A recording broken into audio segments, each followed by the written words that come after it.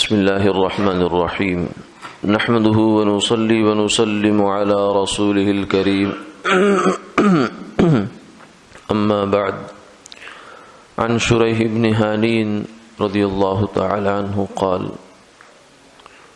سألت عائشة رضي الله تعالى عنها عن المسح على الخفين فقالت سل علي بن أبي طالب فإنه كان يسافر مع رسول الله صلى الله عليه وسلم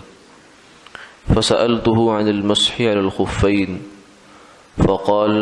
جعل رسول الله صلى الله عليه وسلم 3 أيام ولياليهن للمسافر وليلة ويوما للمقيم.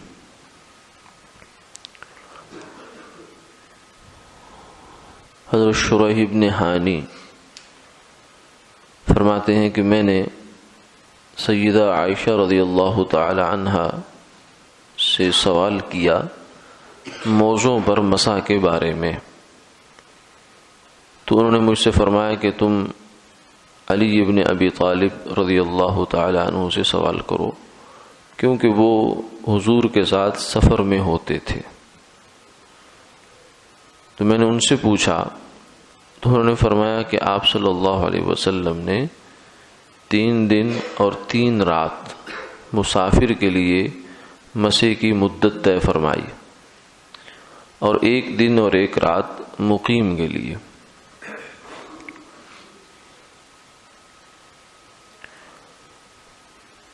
مسح علی الخفین، خف کہتے ہیں عربی زبان میں چمڑے کا موزہ، یعنی اتنا ایسا بنا ہو کہ جس کے اندر ٹخنے چھپ جائیں اور اتنا مضبوط ہو کہ اس کے اوپر پانی اندر نہ جائے، اور آدمی اس کو اگر جوتا اتار کر بھی چلے تو خاصی دیر چلنے کے بعد بھی وہ پھٹے نہیں، اس میں کوئی سوراخ نہ بنے۔ تو موزہ چمڑے کا وہ سب جانتے ہیں، معروف ہے۔ تو اس پر آپ صلی اللہ علیہ وسلم نے مسح فرمایا ہے۔ قرآن پاک میں تذکرہ یوں ہے کہ اے ایمان والو اپنے پاؤں کو دھو۔ قرآن پاک میں موضوع پر مسح کا تذکرہ نہیں ہے، اس لیے جبکہ حدیثوں میں اس کا تذکرہ ہے اور حدیثیں بہت بڑی تعداد میں ہیں، اس لیے امام ابو حنیفہ رحمہ اللہ تعالی نے فرمایا کہ جب تک میرے سامنے موزے کے مسح کے بارے میں حدیثیں اتنی تعداد میں نہیں آئی کہ جس سے مسئلہ سورج کی روشنی کی طرح صاف نہیں ہو گیا، اس وقت تک میں موزے پر مسح کا قائل نہیں ہوا۔ میری رائے یہ تھی کہ موزوں پر مسح نہیں ہونا چاہیے پہلے، کیونکہ قرآن پاک میں موزوں پر مسح کا تذکرہ نہیں، لیکن چونکہ حدیثیں بہت بڑی تعداد میں آئی اس لیے پھر مجھے موزوں پر مسح کا بھی قائل ہونا پڑا، اور پھر وہ قائل ہوئے کہ چمڑے کے موزے پر مسح کرنا جائز ہے۔ تو اس کی ترتیب یہ ہے کہ جب آدمی نے باوضو ہو کر موزہ پہنا ہو تو جب اس کا وضو ٹوٹے گا اس وقت سے لے کر 24 گھنٹے تک حالت اقامت میں، یعنی جب آدمی اپنے گھر میں ہے، سفر میں نہیں ہے، سفر شرعی میں نہیں، تو 24 گھنٹے تک جتنی دفعہ بھی اس نے وضو کرنا ہے نماز کے لیے یا بغیر نماز کے،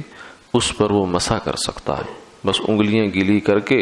اوپر کی جانب پھیر لے۔ اور اگر سفر میں ہے تو پھر 3 دن 3 رات یعنی 72 گھنٹے تک اس پر مسح کی گنجائش ہے، اجازت ہے۔ تو یہ موزے پر مسح کرنا یہ آپ صلی اللہ علیہ وسلم سے ثابت ہے۔ باقی رہا اونی جرابیں، یعنی جو کپڑے کی جرابیں ہیں، ہمارے یہاں سوتی ہوتی ہیں، اونی ہوتی ہیں، پتلی پتلی جرابیں ہیں، تو یہ موزے کی حقیقت میں داخل نہیں ہیں، کیونکہ موزہ تو چمڑے کا ہوتا ہے، خف چمڑے کا ہوتا ہے، تو اس لیے یہ اس میں داخل نہیں ہے، ان پر مسح درست نہیں ہوتا۔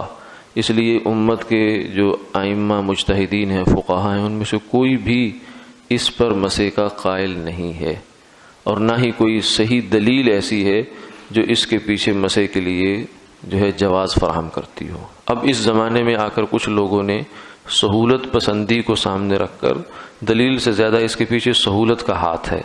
بس اس پر مسح شروع کر دیا ہے اور لوگوں کو بھی باور کراتے ہیں کہ مسح ہو جاتا ہے، ورنہ ذخیرہ احادیث میں کوئی ایسی حدیثیں نہیں ہیں۔ موزے کے بارے میں تو بے شمار حدیثیں ہیں جو چمڑے کا موزہ ہے، لیکن جرابوں کے بارے میں کوئی ایسی معتمد اور قابل اعتماد دلیل نہیں ہے کہ جس کی بنیاد پر کہا جا سکے نہیں جرابوں پر بھی مسح ہو سکتا ہے۔ اس لیے جرابوں پر مسح نہیں کرنا چاہیے۔ اگر ضرورت ہو تو پھر چمڑے کا موزہ اسے اختیار کرنا چاہیے تاکہ ہمارا وضو جو ہے وہ صحیح ہو سکے۔